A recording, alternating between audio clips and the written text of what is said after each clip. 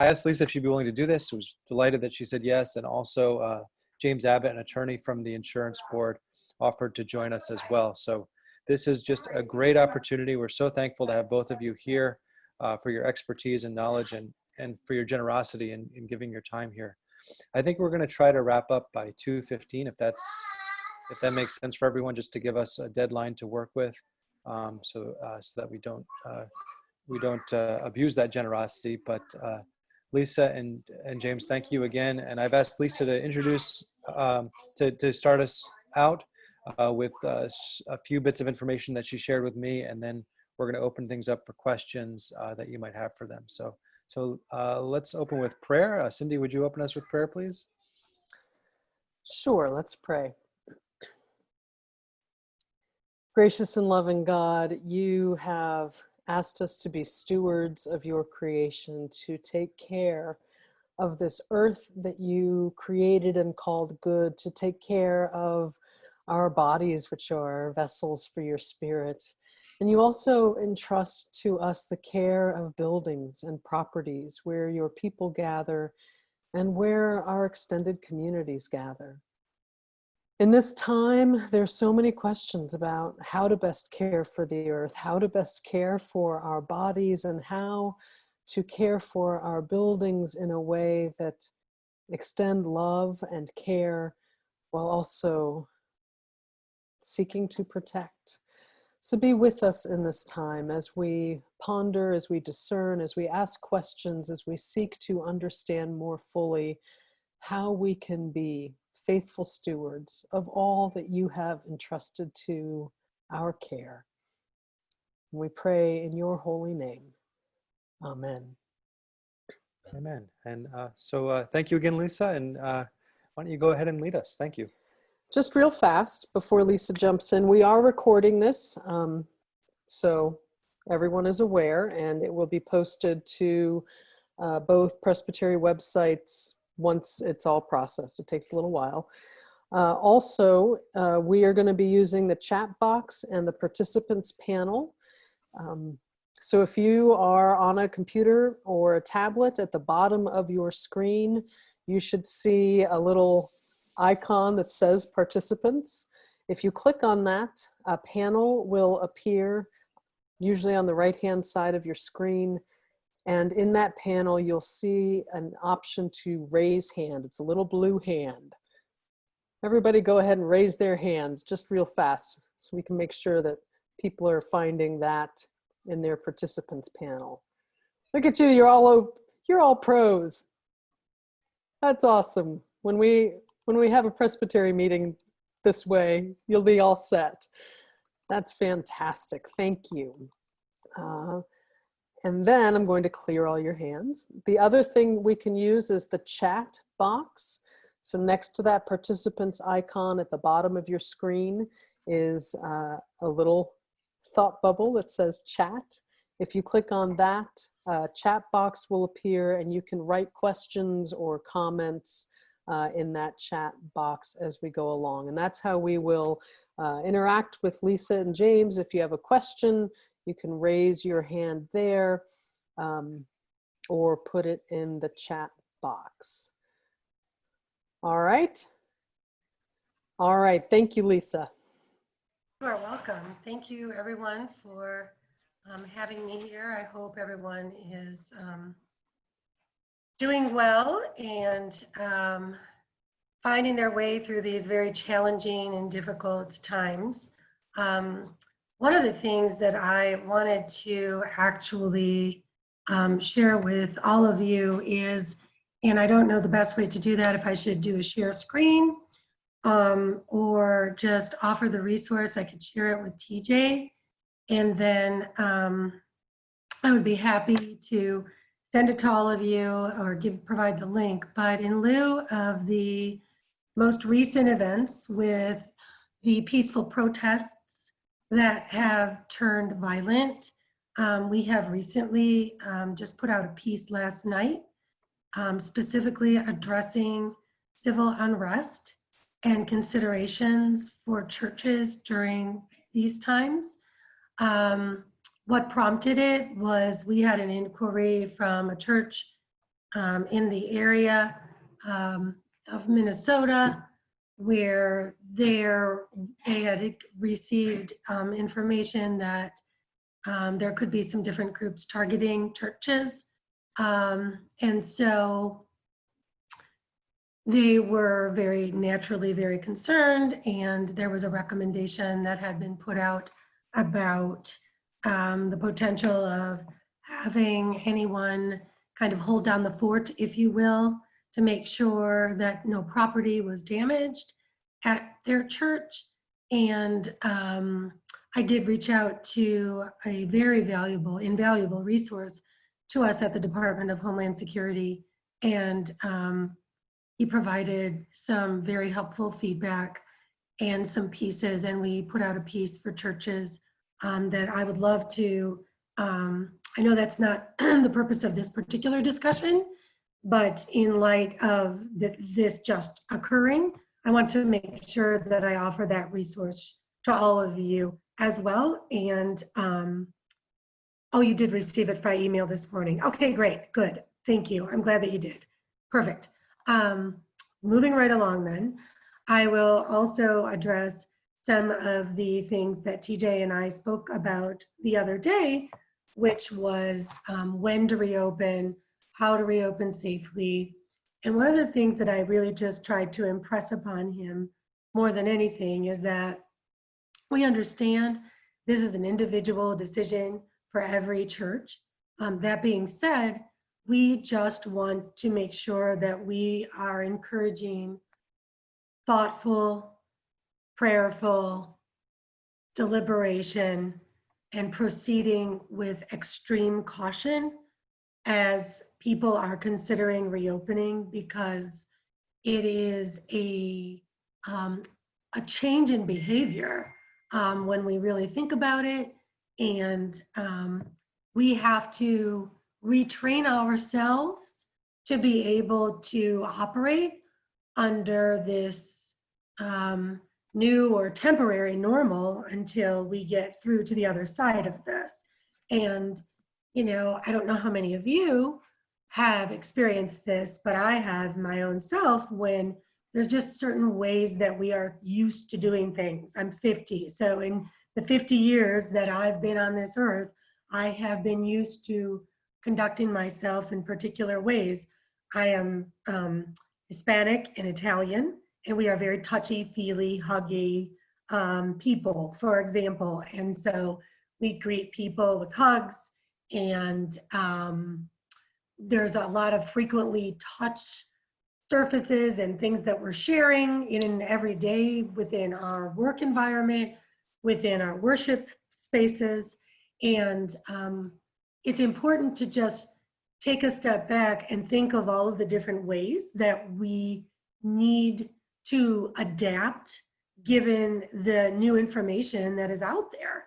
And I think it's important for us to remember, I like to encourage people to walk instead of running or sprinting. So walking to me looks like being able to maintain successfully day-to-day operations, for example, out of a church office, and that you've thought of everything in regard to that in terms of preventing the spread of COVID-19, as opposed to jumping straight to worship service, which to me is considered a sprint, right? Because it is not as controlled of an environment. You have a lot of different factors in play at that moment. And so I encourage people to move forward and tackle things in phases, just like the government's recommending, the CDC is recommending, you know, and kind of look at your church in that same way, in phases. Phase one being, okay, maybe opening up your church office, and what does that look like? Are there some things that you need to rethink in terms of where people are sitting and sharing office? Do they share office space? Are they responsible for utilizing the same phone? Are they responsible for using, in their work, do they have to use the same computer?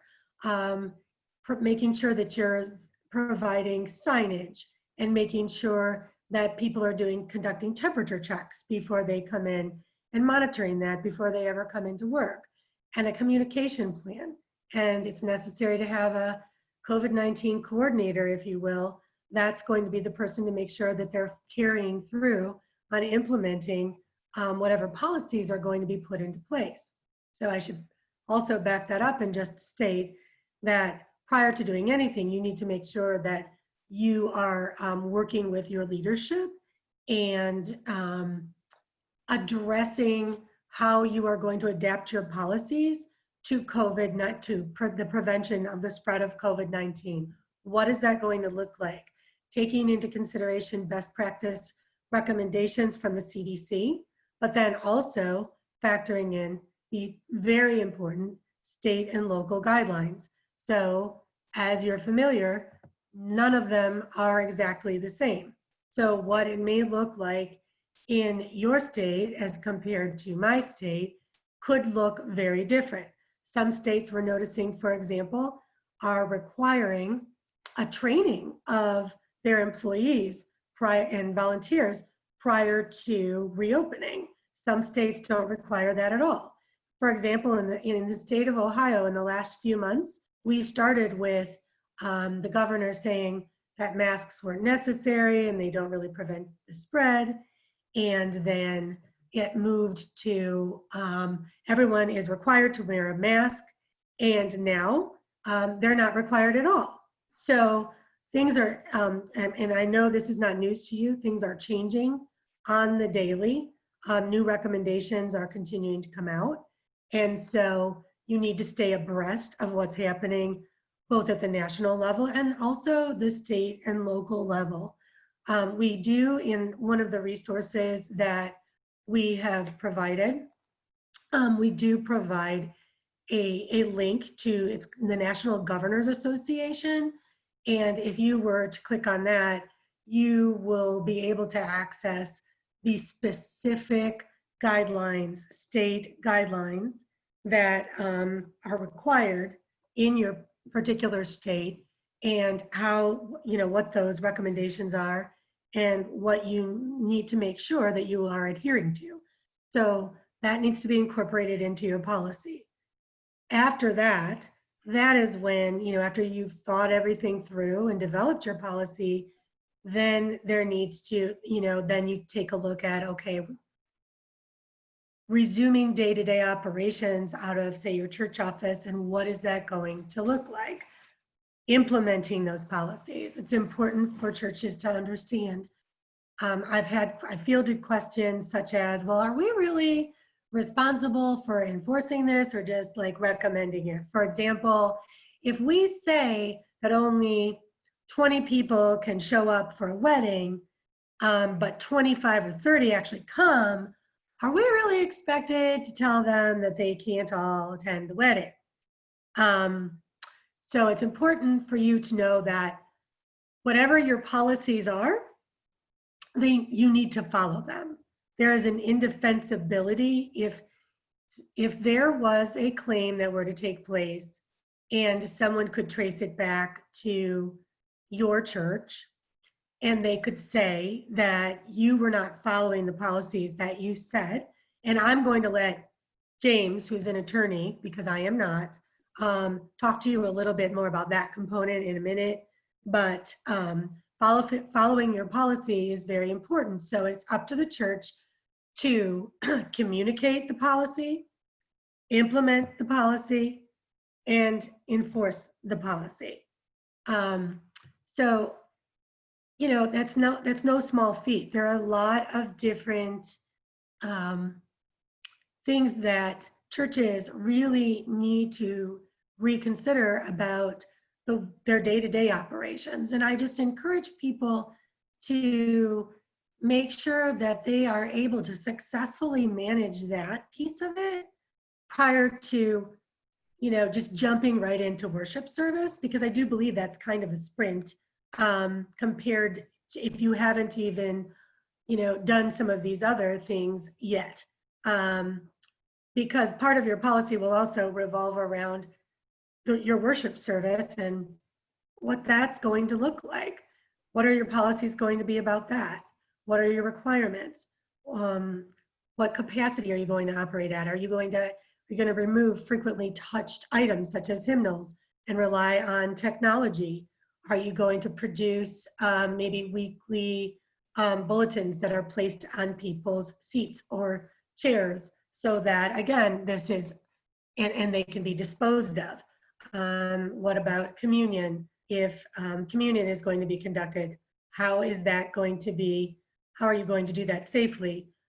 Taking into account singing, and then also disinfecting surfaces in between use of worship, for an example. I will mention, going into the third party piece that James had mentioned, that, and I will let, I'm sorry, that TJ had mentioned, I will let James kind of talk about the legal aspect of that, but we strongly encourage churches to work with a local attorney to make sure the proper language is included in that. And I'll let James talk about that a little more. But from the other side of it, I just want to, I've worked out of a church for many years, mitigating risk on the front end. So I know the ins and outs and the day-to-day operations that happen in a church. And so, and working with disadvantaged youth, transporting them to a facility, going on field trips, you name it, we did it. And so, overnights, lock-ins, all kinds of different things. And so out of that church, it was a very busy church. We had a lot of different third parties in and out. So for example, we had the largest AA group within the community was coming in and out of the church. That in and of itself can't look the way that it once did because of COVID-19. So AA groups that might be coming in that want to utilize your space, that needs to be clearly defined. What are the expectations there? They can't just come in. So let's say in your policy you have, we are promoting social distancing, only X amount of people in a room at a time. Are you going to be requiring people to wear masks, for example, and then disinfecting of surfaces that are touched? So they can't just come in, use the chairs, stack them up, and out the door they go. They're all going to need to be wiped down appropriately and disinfected, correct? And so what's that going to look like, and who's responsible for that? And that needs to be spelled out. And I will turn that part over to James if you would like to jump in and chat a little bit more about from the legal aspect of third party and just making sure people have the information they need and all the considerations.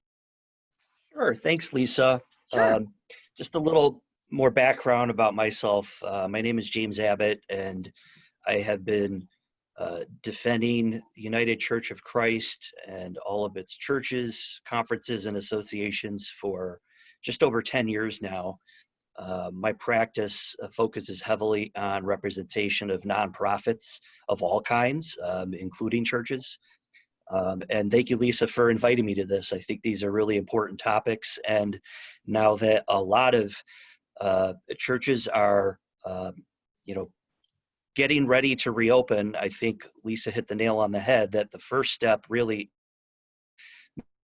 that all of your policies and procedures are up to date and in compliance with all the applicable local and state regulations, and also all of the appropriate medical and public health guidelines that are available. They're both important. And I think the ultimate goal kind of goes without saying, but the ultimate goal for all of us is to figure out the best way possible to publicly but safely return to practicing our faith. We want to make sure that we mitigate the risk of all of our parishioners, our employees, our volunteers, and our ministers, everybody who is involved in the process of worshiping. And by mitigating the risk of anybody getting sick, we are in turn mitigating the potential liability exposure, which unfortunately, if I'm involved, means there there probably is a claim. And so you don't want to see me or somebody like me down the road because you weren't in compliance with the applicable guidelines, rules, and recommendations by the CDC, OSHA, and things like that. And that also includes, and Lisa touched on this, not just your own policy and procedure, but you want to protect against anything that a third-party vendor may or may not do. And so one of the things that we're going to be talking about is how do you protect against possible liability exposure that is not due to something that you or somebody at your church did, but rather a third party did that had a rental contract or some other type of contract with you. And so I have a lot of thoughts on kind of the two prongs in terms of things you can do to protect yourselves. And that includes things that you want to do internally and also things that you want to do in relation to third parties that you have contracts with. And of course, I'm happy to field any questions that you may have, but I thought maybe I could just run down a list of some of the things that I think you need to be doing and need to be incorporating into new policies, because your policies then in turn are going to have to be shared with any entity that you enter into a contract with, because you want to make sure that they follow your policy and procedure. And in the event that they don't, and in the unfortunate event that it results in a claim or a lawsuit, we want to make sure that you're protected. And so I'm going to start with the easier part. Frankly, it is with respect to the third parties. And what's ultimately going to happen is all of your contracts with any vendor that any of your churches have entered into, you're going to want to revisit them. And you're going to want to make sure that you have an indemnification provision written into the policy, which specifically indicates that in the event that your church is sued or is the subject of a claim as a result of the alleged action or inaction of your third-party vendor, you want to make sure that you're indemnified fully by that vendor. And that's something that you probably should already have, even notwithstanding the COVID pandemic. But now it's especially important because you can envision a scenario, perhaps, as Lisa touched on, where you and your parish are doing everything right, and you're following all the rules, and you're working really hard to keep everybody safe, all of your employees, your volunteers, and your worshipers. But a vendor comes along and they do something that's sloppy. It's not in compliance with the CDC guidelines. It's not in compliance with the local rules and state regulations. And next thing you know, Lisa at the insurance board is getting a claim through a plaintiff's lawyer who is about to sue your church. And they will also sue the vendor that you contracted with. But we want the focus of the lawsuit really on the vendor and not you, because you didn't do anything wrong.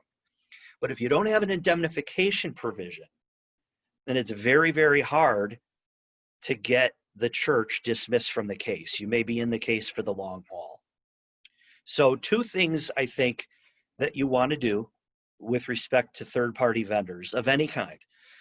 The first is, once you do have your new updated policy in place, you're going to provide it to everybody that comes in contact with your church. That's obviously your employees, your volunteers, your parishioners, and your vendors, so that they know to follow your policy and procedure for safe church practices in compliance with all the guidelines. And secondly, we're going to want, as Lisa mentioned, you probably will need some assistance from an attorney, whether it's myself or somebody else. Somebody should be looking at your contracts with vendors and making sure that they're updated to incorporate indemnification language so that you are insulated in the event that there is a lawsuit or a claim where your church is named that is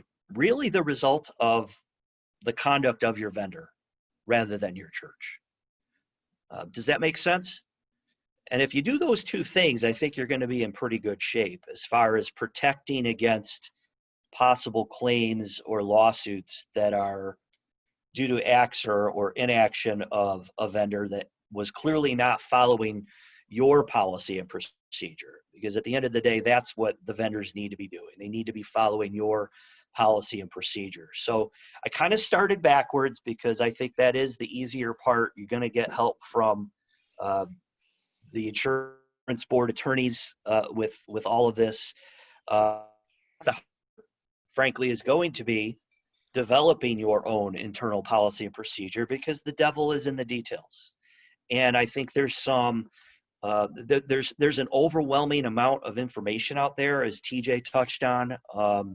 I have the benefit of being in a relatively large law firm, and we've been talking about these issues because, not surprisingly, clients of all kinds have had a lot of questions related to their businesses.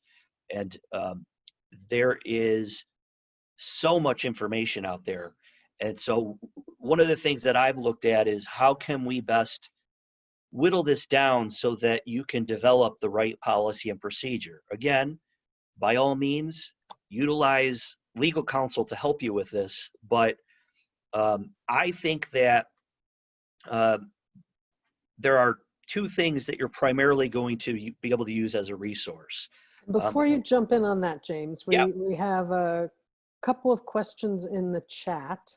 I will stop and wait for the questions.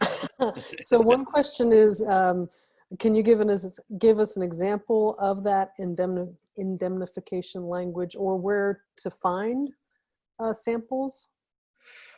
Well, as far as samples are concerned, I mean, I'm certainly happy to work with Lisa and Cy with the insurance board, Heather Kimmel. We can provide that. I don't think that's going to be a problem, but obviously, because your churches are all over and you're in different states, it's probably best if you also consult with a local attorney, somebody in your state, specifically, just because there may be some nuances between how things are done in Massachusetts versus Rhode Island versus Vermont. So what Lisa certainly could do is provide you a template, but it's just a recommendation. It's not necessarily just with whatever the insurance board provides, but it will give you an idea, certainly, as a starting point, as the insurance board has done in the past with so many other things of this nature. But in essence, at its most basic level, what an indemnification provision does is it indicates specifically that in the event that your church is sued or a claim is brought against your church that arises from the acts or inactions of your vendor, vendor agrees to fully and completely indemnify your church from any liability, damages, etc.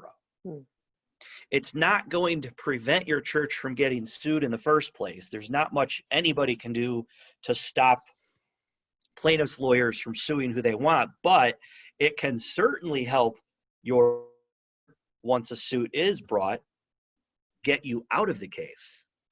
And it can certainly then, the vendor and their insurance carrier, and all of your vendors should have insurance. That's something else that should be included in any agreement you have. You do not want to contract with anybody that does not have insurance. And what an indemnification provision will do is force that vendor to get insurance for you as well in the event that the vendor does something wrong.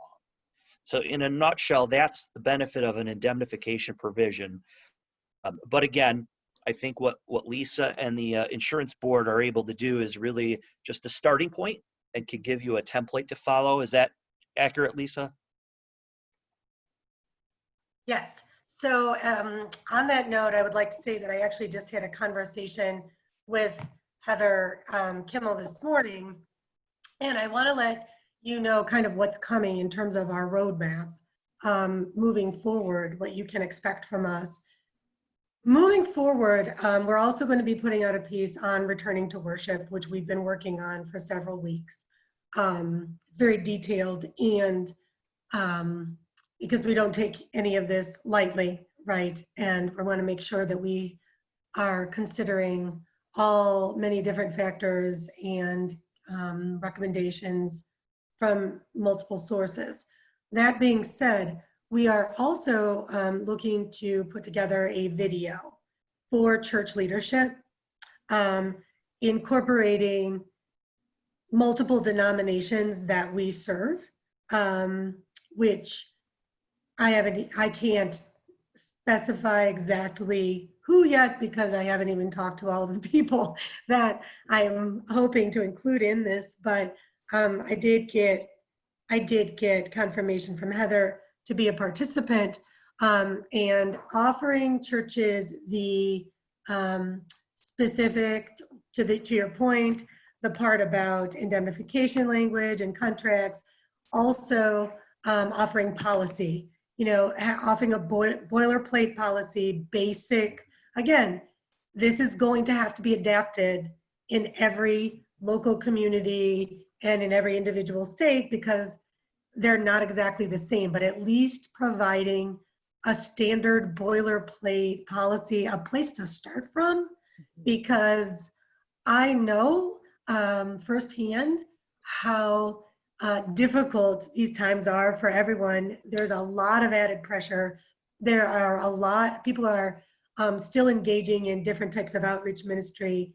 People are leaning very heavily on their faith communities during this time and reaching out and need a lot of support. So in the middle of all of this, we're trying to be as helpful as we can with giving you standards, at least some standards to start from, as opposed to putting churches in the position to feel like they have to reinvent the wheel entirely, because the last thing, and I understand this, that you actually need right now is, hey, by the way, you have to come up with your very own policy specific to the prevention of the spread of COVID-19. And in the midst of what is happening right now, on top of it, with the civil unrest that is occurring in our country, there's a lot of added pressure. So we want to make sure that we're doing as much as we can to help facilitate that process for you. So what that will look like is that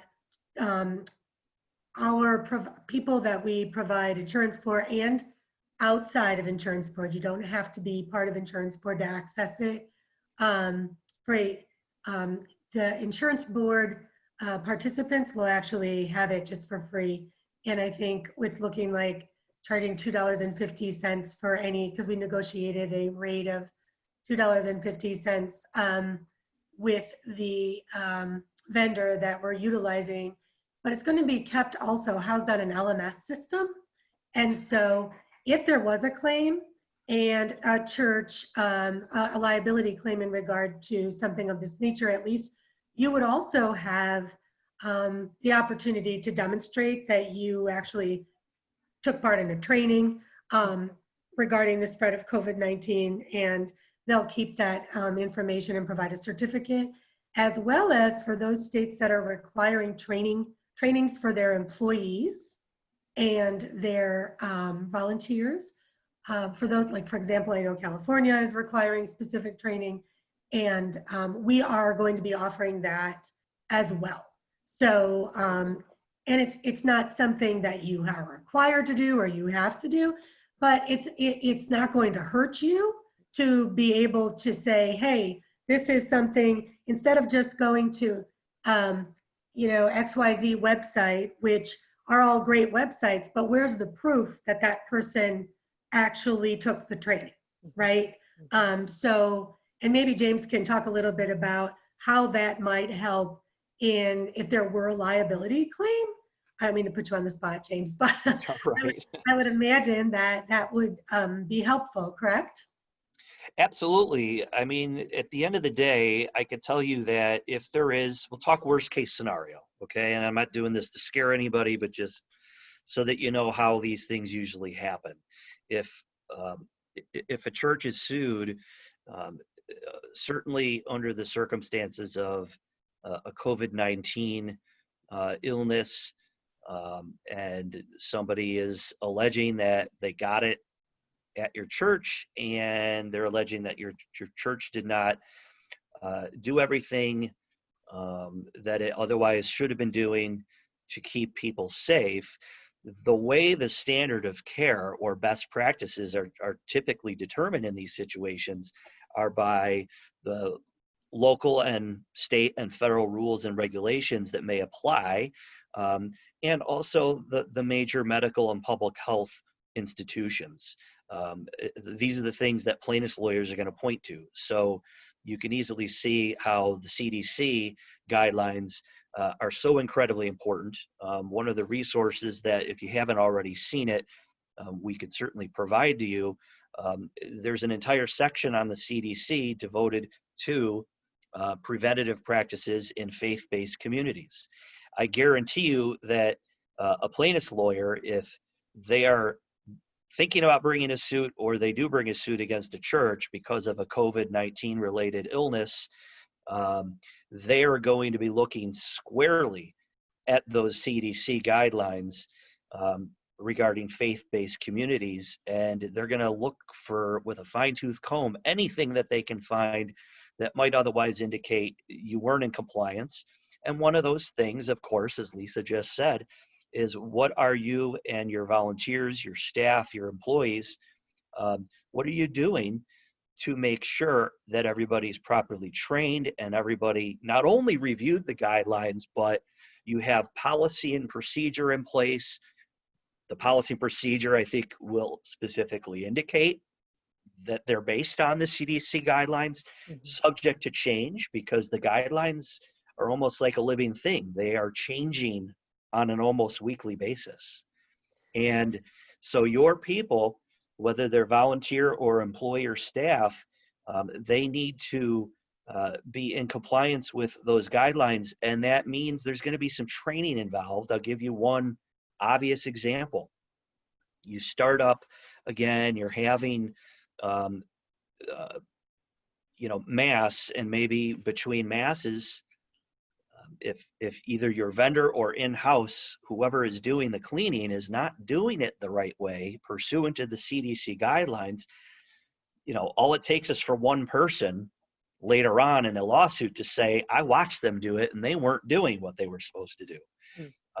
So there actually is training that can be followed. There are webinars even offered through the CDC and OSHA. OSHA only pertains to the workplace, so OSHA wouldn't pertain necessarily to parishioners, whereas the CDC is a little bit broader.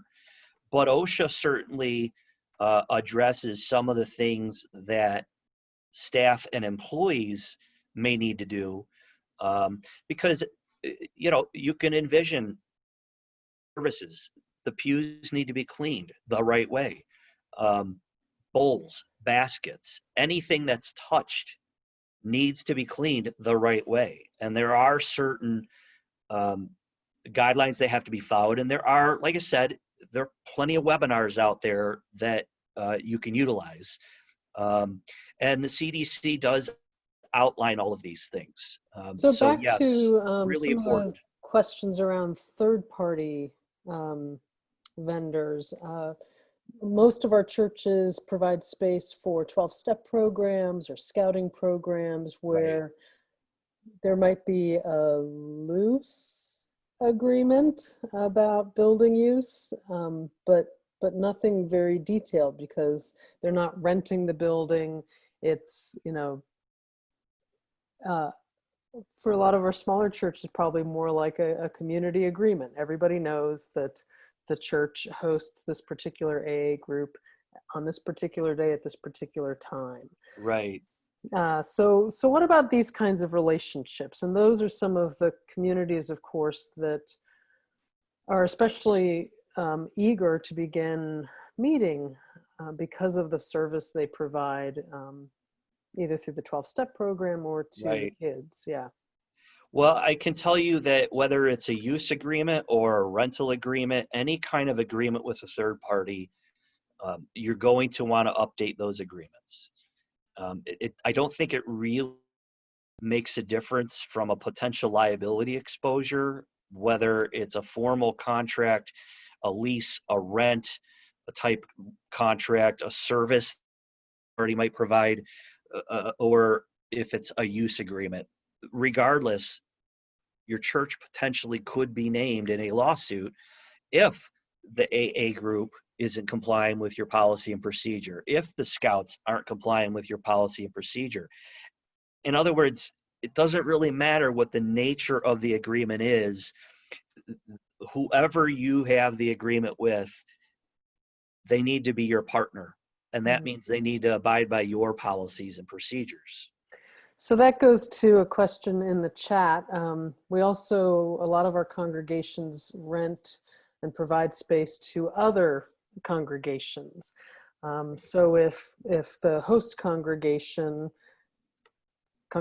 A says, we're not going to return to the building because of all the reasons we're not going to do it, but congregation B, who uses our space, really wants to return to the building.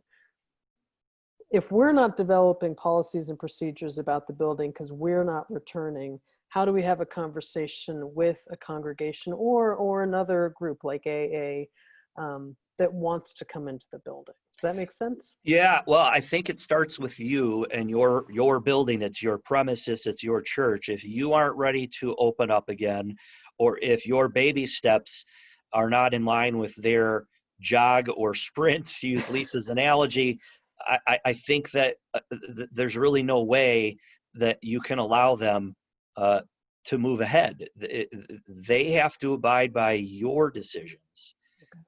It's really, if they're using your space and you're not ready to open, you're going to have to just very politely tell them, we're just not ready. Bear with us. We'll get there. But I would be very uncomfortable as a lawyer trying to defend you if you allow a third party to use your space when you're not ready to open yourself for your own purposes. It's one of the things that I guarantee you a clever plaintiff's attorney is going to bring up in a suit. Say, wait a minute, this third party was reckless and even you weren't ready to reopen. Why are you letting them? So I think it's a very dangerous thing to do.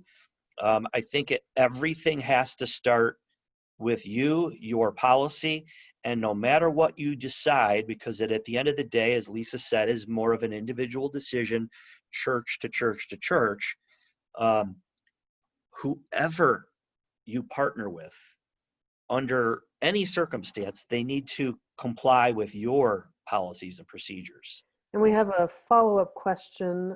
Megan, I unmuted you.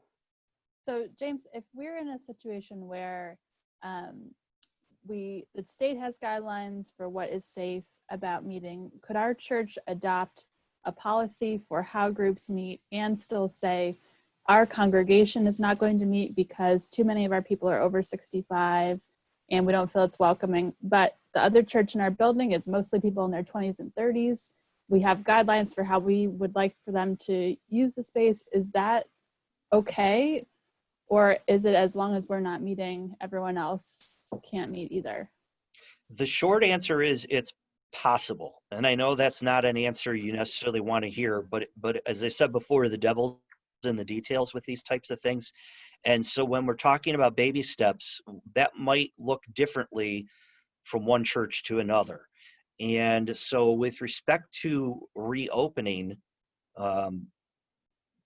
by baby stepping your way to hopefully, in 6 months to 1 year's time, back to the way things were pre-pandemic, you may be able to do that. It is possible. but you're going to have to be very, very careful and very, very clear with your policies. One of the things that I had on my list, and I don't want to get ahead of myself if there's more questions on third-party issues, but different ideas for you to consider as far as how to reopen with the mindset that there's all kinds of ages, different underlying health conditions, different occupations that people have. Some people travel, some don't. A normal service before the pandemic, you brought in all kinds of people and they all congregated together. And in the short term, until we can go back to the way things were, there are some things that you're going to want to consider doing that will assist you in addressing those issues. You brought up an example of an age difference, 65 and up versus 25, years old. Obviously, different concerns that those age populations may have. But just to throw a few other examples out there, what do you do with people who are working on the front lines? Healthcare providers, do we mix them in with people who have lower risk jobs like mine? I'm working from my basement. Courts are not in session. Hearings are by phone or by Zoom. That's how judges are doing things. Very strange. I saw a judge yesterday doing a hearing, a full docket from his basement. Never in my lifetime would have I thought something like that would happen. But the point is that we can't really just go right back to immediately doing the things the way they were done. And so there are things that we can talk about a little bit later to address those issues, but I can absolutely envision, if you're careful with your policy in the short term, having some type of service for people of a certain age in person, possibly continuing with, and I think it's probably a good idea anyway going forward, to continue having a virtual service for anybody who is not comfortable returning in person. Doesn't matter if they're 65 or 25. Some people just maybe aren't comfortable yet going back. There's a whole host of reasons as to why I think virtual services should continue on long after this pandemic is over. Definitely. We have Karen Hagy has her hand up to ask a question. Karen, I've unmuted you. Thank you, Cindy. I'm here representing a nonprofit that relates to our presbytery. It's had a long history. It's called Mission at the Eastward. It provides, its main mission has two components. One is a housing ministry where they do home repairs for people in need, and it's done by volunteer base, and the other is a youth ministry piece, and part of that is a camp situation. So my question has to do with, if we follow all the guidelines, and including the state, I still think there's some huge liability issues because we can't control what a homeowner does to go into a home, nor campers coming into the camp. Right. And how would you best work through that? I don't want to take up a lot of time because I realize I'm in a different situation than most people there are talking about churches, but would it just be you'd have to really talk to a lawyer and talk to the insurance people and then decide what you're going to do and what kind of policy you'll create? Yeah, I would start with that. Okay. I would say for camps, my initial hesitation would be I'm uncomfortable with sleepovers, in essence. I have two junior high age kids, and we're not allowing them to have sleepovers right now. I live in the Chicago area, so our state mandates in Illinois are probably fairly similar with parts of the Northeast. I just think with camps right now, it's too soon. Perhaps a little different with your volunteers, building homes for people in need. But camps, I just don't think that's something that we're ready for. On that for a second also, Yeah. there's a couple of points that I wanted to make sure that I addressed. Well, the one regarding the camps, I too have, so my history is that I have worked for over 25 years in and among nonprofit organizations, faith-based organizations that are serving disadvantaged youth.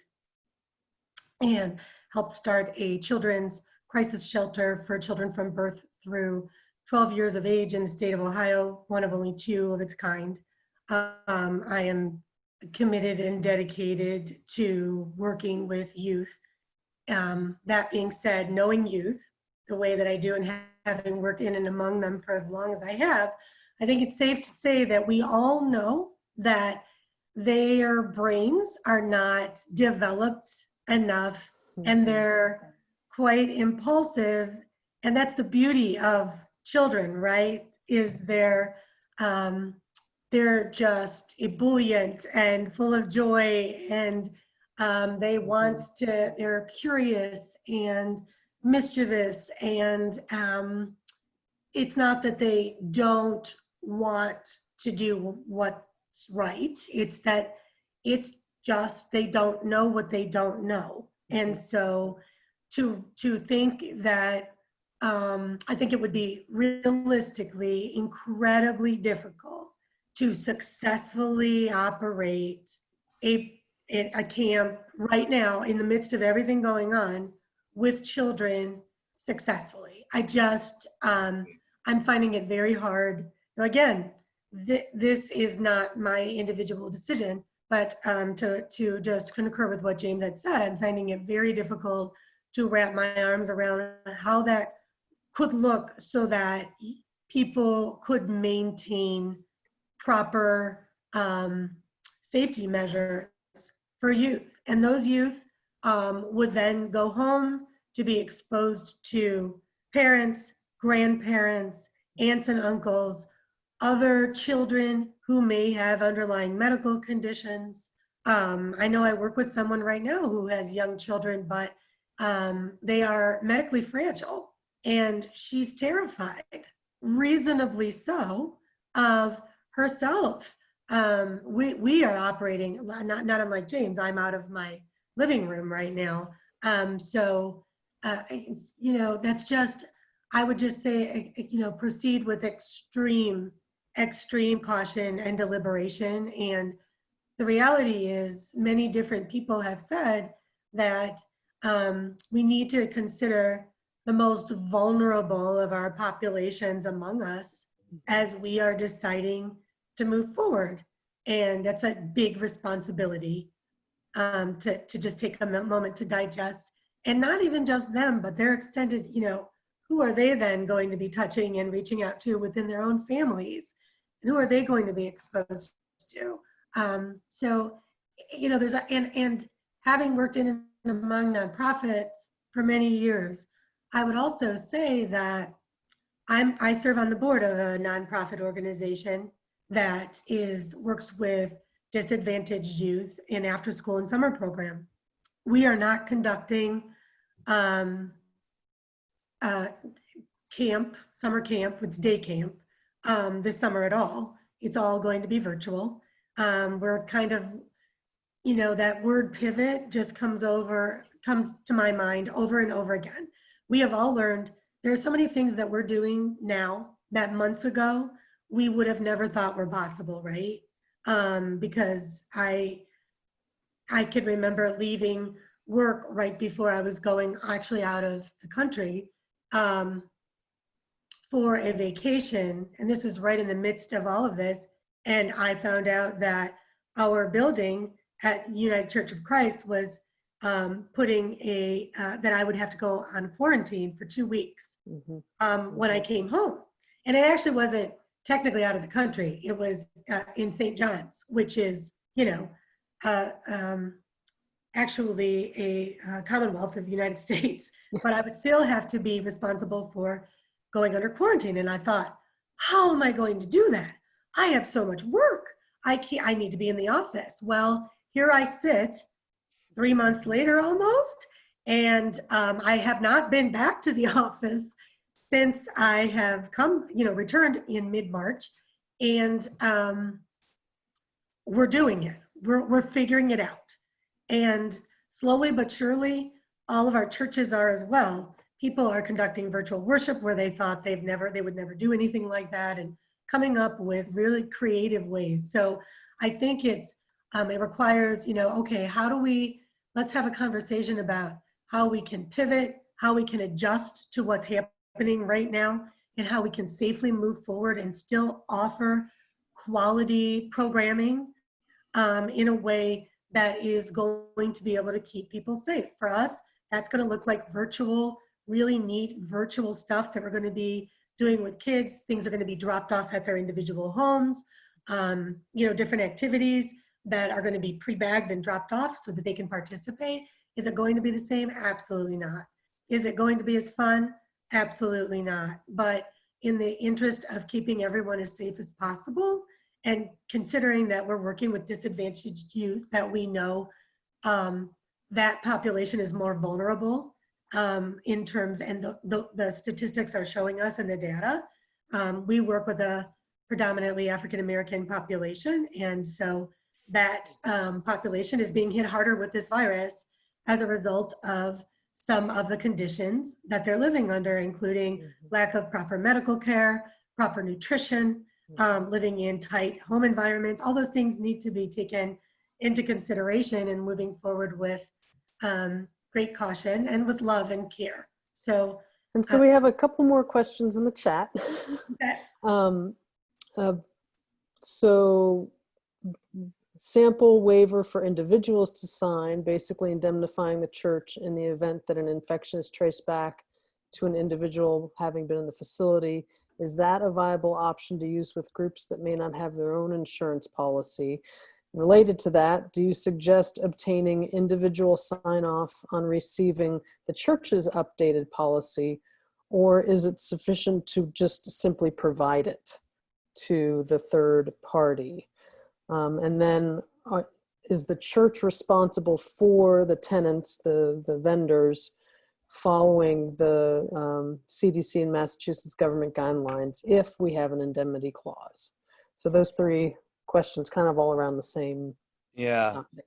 Lisa and I talked about this a couple weeks ago, right, Lisa? And here's the thing about the first part, the individual waivers. You could do it, but please keep in mind it's no guarantee that it's going to keep you immune from a lawsuit. A lot of states, Illinois is certainly one of them, and I suspect Massachusetts is as well. These types of policies are frowned upon, and a lot of judges will essentially disregard them, even if an individual has signed some type of waiver. This is why I think Lisa has emphasized, talking to a lawyer in your neck of the woods, because they're going to be able to tell you, is it really worth it to have everybody sign one of these types of waivers? If it's kind of a worthless piece of paper, then the answer is probably no. On the other hand, if your state is a state that perhaps will enforce one, then you might consider it. But that's just the legal aspect of it. You also want to consider the human aspect of welcoming people back to your church and greeting them with, here, please sign this. We haven't seen you in 4 months.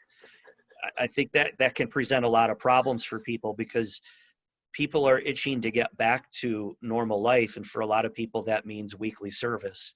And I don't think that an individual waiver is the most welcoming way. That being said, it's something to consider both legally and personally.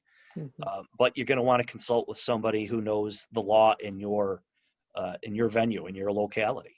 Yeah. And even if you decided that you were going to move forward with that, I just want to reiterate James's point, which is that does not give you, a complete safety net. Right. That, they signed this. It's not a get out of jail free. No, by no stretch. So, we don't want there to be a false assumption that if someone were to move forward with that there's not going to be a suit that could potentially be brought against them, or they're not going to, because that's a dangerous place for someone to proceed with by not thinking that they're going to have any issue as long as somebody signs a piece of paper. The other part I wanted to bring up about the third party that someone asked regarding the groups that, such as, I had seen the question about AA. they don't have an insurance policy. We do offer tenant user TULIP policy, which is called tenant user liability indemnification policy, and it's per use agreement. I'm happy to provide additional information about that to you. I believe it's like I want to say $100. It could be, I don't quote me on that. I have to find out specifically, but that would cover the usage per time that they're coming to use the building. And I know that by nature of the way some of the third parties are utilizing what their service is, how important and critical it is. And my heart goes out to them, and I understand why churches, of course, want to be able to offer up their facilities, even if they're not going back.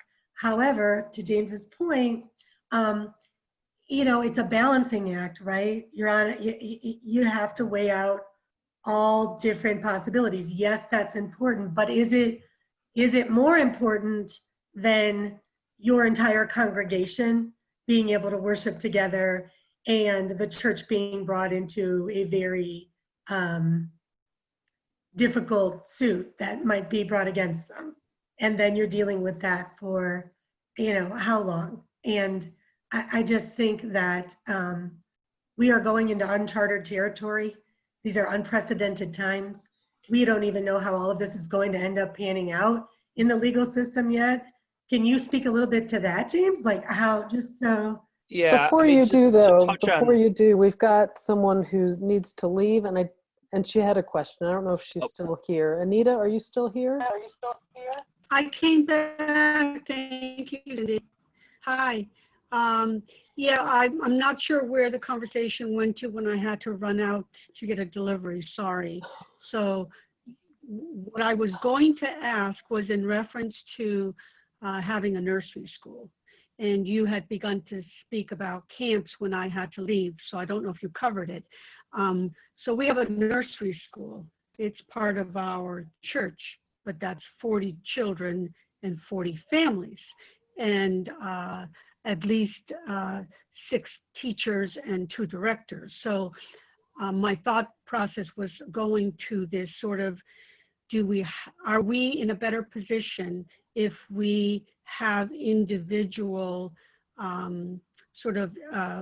individual sign-offs by certainly all of the staff, but what do you do about the 40 families that then could potentially, bring something into the group? So I know that signing a paper doesn't, sort of relieve us of both being sued, obviously, and potentially liability, but are we absorbing more liability if we don't, ask families to be in agreement with following the CDC? I mean, if it was, if they were to come into one of the families, I mean, how do you address that? That's kind of a ticklish thing.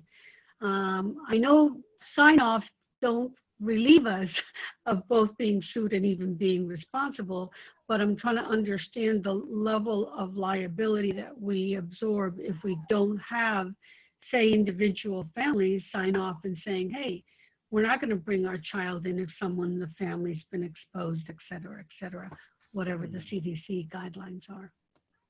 Well, I would say this, just to kind of simplify things, whether you have some type of waiver for families or anybody that worships at your church or conducts business at your church might otherwise be offered that they could sign, whether you do that or not, the goal is to be up to date with your training of staff, employees, and volunteers to be in compliance with the CDC and the state and local and federal rules and regulations. Whether you have that piece of paper or not doesn't really get to the heart of the issue. If we're talking about potential liability exposure, at the end of the day, a plaintiff's lawyer isn't going to care if you have a waiver that you can hold up and say, well, look, it was signed, if you're not in compliance with the rules and regulations. So that's really complying with the rules and regulations trumps everything else, including a waiver. Melissa Sagendorf also has a I question. think she needs Sorry, Anita. We have so many questions. Can you put it in the chat, please? And that way we can see if other people have the same question. Melissa, I unmuted you.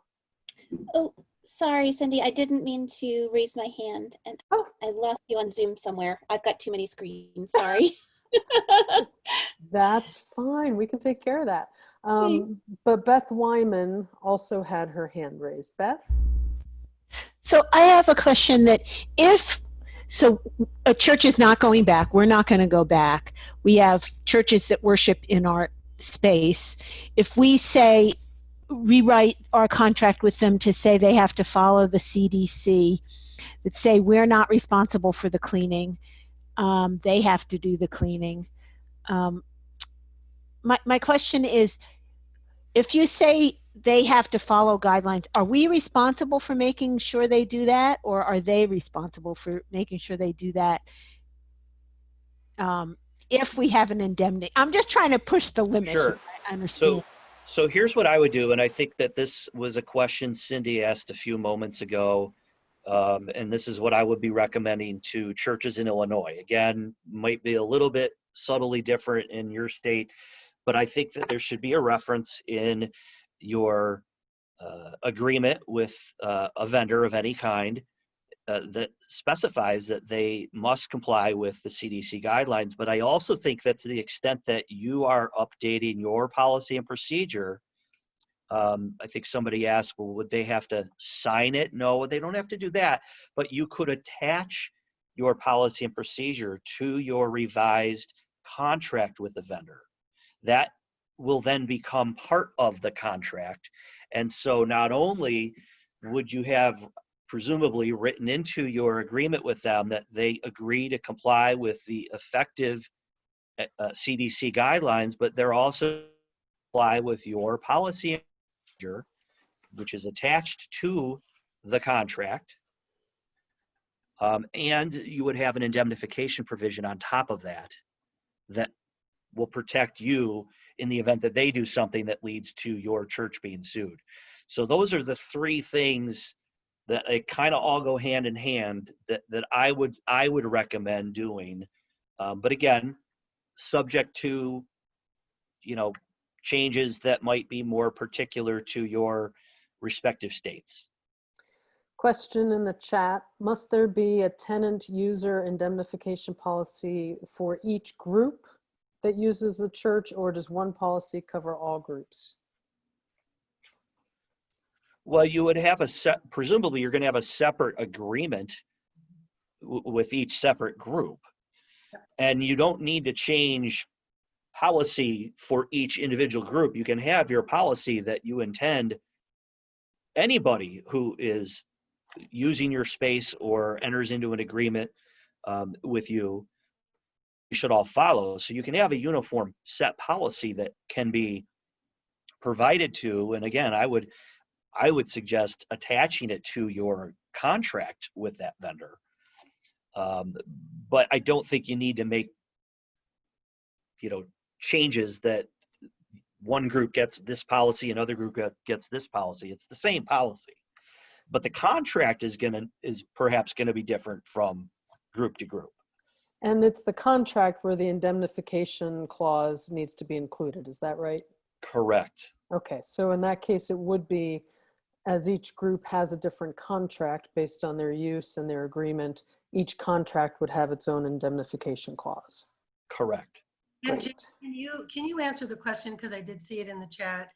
If a group were to sign a policy and they're just a user, I just want to reiterate, because that people make sure that their takeaway from this is that his point was whether they are a tenant or they're just a user, whether they pay or they don't pay isn't as important as making sure that there's still a contract in place. Right. For the purpose of the use, stating that they are going to follow the policies and the guidelines that have been put in place by the church. And then also, James, can you speak to the question regarding what if they'll sign that policy However, they don't have insurance.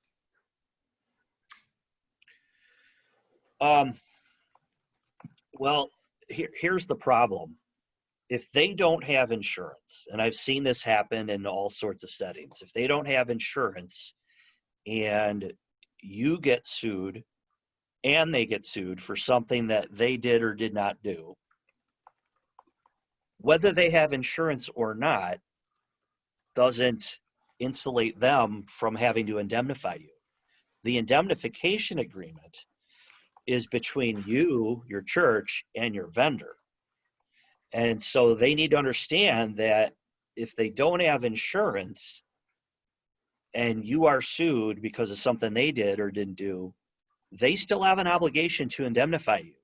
They're not going to have an insurance company that's going to pay the defense costs, but they're still on the hook for what they did. And so it would behoove them to get insurance. And this is why a lot of my clients, they've heeded my advice that you really have to be careful about doing business of any kind with any entity that is not insured. And some agreements, and this is something you can opt to do, you can have a provision in your indemnification provision section or somewhere else in your contract that requires them to have a certain amount of insurance.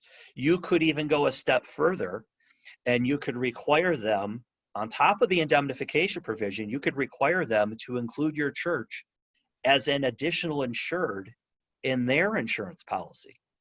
But again, these are all options. These are all different layers of protection that you could do. Obviously, if you're looking at the most high-level layer of protection, which would be the indemnification provision, attaching your policy to the contract with the vendor, making them abide by CDC guidelines, your policy, including your church as an additional insured, making them get insurance in the first place. I mean, these kinds of things, the higher you go with this, certainly some of your vendors, some of your existing vendors may say, we can't do that. It's nice knowing you. We just can't agree to this. But others may say, yeah, this is fine. So there's business decisions that are part of this process you're going to have to think about, because not all vendors are the same. I'm sure there are some vendors who will be more than happy to want to get a good amount of insurance to protect themselves, especially if there's an indemnification provision. But Lisa raises a good point. If they don't have insurance, but they're agreeing to indemnify your church, that means that they are responsible for paying your legal fees and costs. And if there's an award entered against you, they have to pay for that as well. So it really behooves them to get insurance. Anita clarified her question a little bit in the chat, asking if, and again, in the context of a nursery school or a childcare on the premises, asking the families to sign a letter saying they are following in their own households these guidelines, that they are, practicing social distancing and wearing a mask and all those things as essentially a requirement for their children to be able to participate in the activity. Does that make sense? Yeah. The question, not whether. I don't see a downside to that. It may encourage families to practice social distancing when they're at home, and you don't know throughout the week what one family to another family may be doing outside of your church, and then they come to your church. And this is what I was trying to touch on a little bit earlier with services as a whole, but I think the same concept may apply to families. Some families, people are extraordinarily cautious, and people are basically hunkering down in their home. And so sending a child to a nursery, there's much less risk from that family as compared to, say, a family who's, got a parent that is considered an essential worker, and there's some risk involved with their job, which means that their child who's sent to the same nursery have a higher level of potential risk. And so it's very difficult to really do much about this in terms of enforcement. All they can really do is say, yeah, I'll sign that. But as far as policing it from family to family, I would say it's virtually impossible. If it gives you some level of comfort or gives your staff some level of comfort that families are willing to sign a piece of paper like that, I don't think that there's a downside to it, but I don't know that it's going to really do much in terms of safe practices at the church. My focus is more not on what people are doing at home outside of the church. And I think Lisa would agree that really the focus has to be on what are you doing at your church to protect anybody who enters it when they're at your church. Because at the end of the day, and correct me if I'm wrong, James, at the end of the day, if a child gets sick, and let's say there's a virus, the COVID is spread from child to child, and somehow it's traced back to the nursery school. The suit is not going to be brought against any family, and it doesn't indemnify anyone from any. I mean, the church itself is still the responsible party, regardless of how a family conducted themselves. That's exactly right, Lisa. So let me just give you a simple scenario, Anita, that kind of fleshes this issue out a little bit more before I'm sure there are more questions. Let's say that family A that has hunkered down and, parents are homeschooling and they're working from home and they're really not leaving their house. They get their groceries delivered. They don't go out. They don't do anything. And they send their child to the nursery school. But family B has a father that travels internationally and has a job where there's more potential exposure, and they send their kid off to the same nursery school. And that kid, lo and behold, as a carrier, like so many younger people don't even necessarily know they have it, passes it on to the child of the family that is narrowly cautious. That child then sees the child's grandmother, who's 78, and dies in a matter of days. They're not going to sue the other family. They're going to sue your church. That's Lisa's point. And it doesn't matter if the family that had the father who traveled, who brought this back to their house and then spread it to another while at your nursery school. It makes no difference that the families signed something. Well, what the plaintiff's lawyer is going to be vetting is, were you doing everything that you could possibly do at the church, at the nursery, to keep everybody safe? And so at the end of the day, the scenario that you're talking about with potentially, I think you said 40 people, Anita, 40 kids. Right now, whether or not you have families signing that form or not, I think circles back to Lisa's comments about camp. That makes me kind of nervous, because you cannot control what people in your parish are doing off your premises. You can only do what you can on site, but I see a lot of cans of worms with that. I really do. Right now, anyway.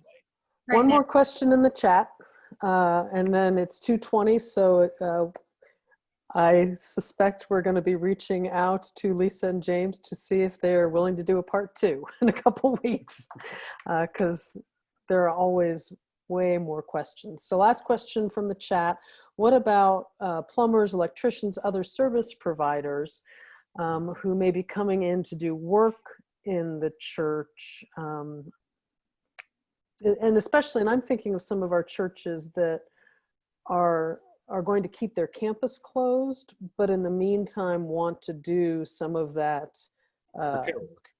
Some of that work. So they don't necessarily have a policy in place in terms of the sanitizing and how to raise protections, but they are going to be having tradespeople come in. So the first thing I would note about that is that the people you're talking about in they're not obviously just necessarily working on your church. They're going to people's homes, they're going to other businesses. And that's a really good question, because I know a lot of businesses are using this downtime to do exactly that, to do some structural upgrades. These businesses should already have something in place. They're actually one step ahead of you. They should already have their own policy that requires them to be doing certain things when they step foot in your church, when they step foot in anybody's business or home. So you might consider asking them over the phone or by email, or how you're communicating when you hire them, before they step foot in your church, you ask them, what is their policy? You would like to policy. What is your company requiring when you come to our church? And then that gives you an opportunity to say, yeah, this looks this policy. Or you might say, I don't know, I think this company's policy is a little lax. I'd like to see something more. And then you're shopping around until you find the right fit. But that's what I would do for that. Beth just raised her hand. There you go. I have a really quick question, I think. If anything legal can be quick. But a church that has a tenant, another church, that they have a rental agreement with, am I right in assuming we can say that we will not open the building? You can, or you can open it, but they're going to have to abide by your policy and procedure. Right. I think my question was, we can say no. You can, sure. Okay, thanks. You're the owner. You're the one that they're renting from. You absolutely can, if that's the decision you make. Okay, thank you. That was my question. Lisa, you're muted, but I'm going to ask real fast. Wondering if the insurance board has come up with a resource that takes the basic, usually 4 phases of reopening, and paired that with what that might look like for a church, where phase 1 is still, no groups over 10, still family groups only. What would that look like for a church? Phase 2, still groups less than 10, but you can begin to mix groups. Does the insurance board have something like that, or would they develop that? We're working on right now. Yay! That's fantastic. That is the piece that we're working on right now. Again, trying to take people through that process of starting to take baby steps, and then walking, and then, jogging, running, sprinting. So we're working on that piece right now. I've been doing the same with all of my clients, and there's a few resources that I've looked at. One of them, if you haven't seen it already, Lisa, or all of you, is Johns Hopkins has a very nice model that you can find, and I'm happy to pass this on. Their website has a page that addresses that issue, not specific churches, but it's all about when your business is reopening, what do you need to be do Well, we have a business reopening piece, which I have shared with you. So go to our website. We have a number of resources. We have preparing your church property for reopening. We have preparing your church office for reopening. And so to me, then so it is kind of that step. Let's start thinking about our church property, because there's a lot that needs to be done if it's been sitting and nobody's really been there. Let's take a look at all the different things. We have a checklist there, and then taking a look at reopening your church office. What does that look like? And then the next piece that I'm working on, to your point about the groups, is phasing in gathering again. Right. Within your congregation. And the other part I would like to briefly add is, in lieu of what's been going on right now with the peaceful protests that have turned violent, I would strongly recommend during this downtime that people visit FEMA and take a look at their disaster preparedness plan. Because if you do not have something like that in place, I highly recommend that people start working on that. I mean, it's a great time to start, because look at the things that we've seen that we never thought we would see, right? And so taking a look at that, because it kind of just gets you thinking about all of the things that, we don't really want to think about. It's not fun to think about, but boy, is it a lot better if we've done the work up front and put the proper thought and planning into it, so that if something does occur, we know what to do. We have our communication plan in place. It's all ironed out the way that we're going to operate. If for whatever reason we need to, let's say you're already back in your office, but now all of a sudden you have to go back home again for whatever reason. Maybe someone got sick and the virus is starting to spread. Maybe it's something to do with you're not safe based on where the church is located and there's protests or whatever. What are the documents that you need to have? What's the communication line from your church, and how are you going to manage those situations? Right. Thank you. Wisconsin Council of Churches has a great resource, and actually the Maine Council of Churches does as well. So I think those might be on our websites, maybe not. We include them in a link as well on our piece, specifically Wisconsin, specifically in regard to singing and taking that into consideration. Right. Definitely. And it And that's sounds just like Lisa is touching on, as far as reopening and what she's working on, maybe the subject of a part 2 Zoom conference. But I will leave you with one thought, at least for now: continue doing virtual services, and also perhaps consider, with summer right around the corner, if you have space outdoors, doing outdoor services would be. And I've got, like I said, I've got a long list of things that you could be considering, but this is the low-hanging fruit, because it's very apparent that this virus travels much faster and is much more dangerous inside as opposed to outside. And I think in good weather, if you have a nice day, I think a lot of people will want to go to church, and they'll feel safer if it's outdoors. So that's certainly an option, just putting it out there, and we can talk more about that and other things if there's a part 2. Part 2. And I just piggyback on that. Even meeting outdoors, the issues around singing are minimized but still in place. And other issues in terms of our older members who are susceptible to heat stroke and heat, which will come one of these days. Mm-hmm. But for us as church leaders to think about, worship is not the first place for us to begin gathering. That when we begin gathering, it should be in small groups, things like Bible studies, things like book studies, small groups that could meet outside, that could meet spread out in the sanctuary. Right.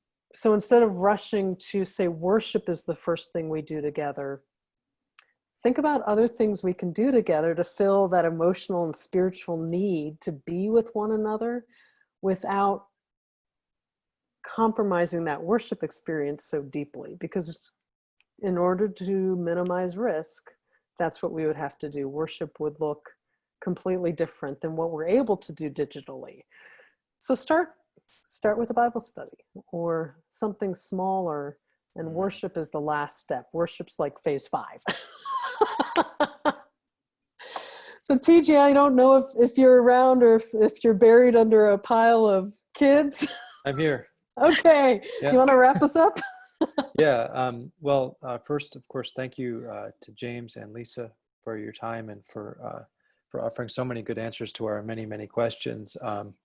And to all of you who gathered, thanks for attending. Why don't we close with prayer, and we might try to do a part 2 to this. We'll see if there's a need.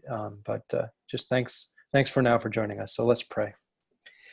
Our gracious God, we thank you that you've gathered us this afternoon, and as we seek to do your work, we pray that you'd give us wisdom, help us to be able to have the strength and the energy to implement these new kinds of policies and do some things that we've never done before.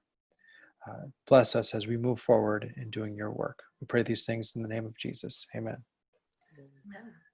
Well, thanks everybody. Thank you. Have a great rest of the day. Take care. Thank you. It's fun.